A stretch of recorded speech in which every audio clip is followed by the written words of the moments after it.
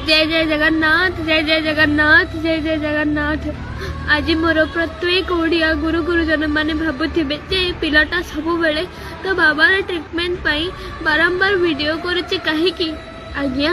आज से प्रत्येक ओडिया गुरु गुरुजन मानक महाप्रभु जगन्नाथ को साक्षी रखी कहूँ जदि आपण मैंने मो वीडियो कौन देखा न करी शेयर करते एवं 150 टଙ୍କା साहाय्य करते ताले हुए तो मो बाबा बाईपास ऑपरेशन एतक सरंता हेले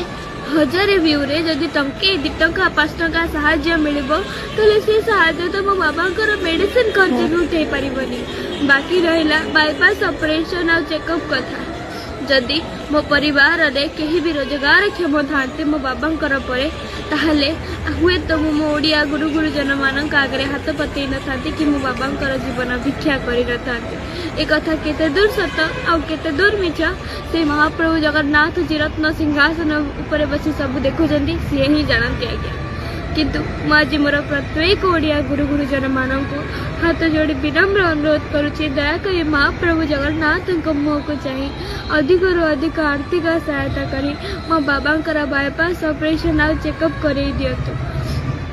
महाप्रभु जगन्नाथ आपण मानक परिवार मंगल करंतु एवं ये वीडियोटी को अधिक रु अधिक शेयर करंतु आज्ञा शेयर करिया पई तो काहे को पैसा पड़ुनी ना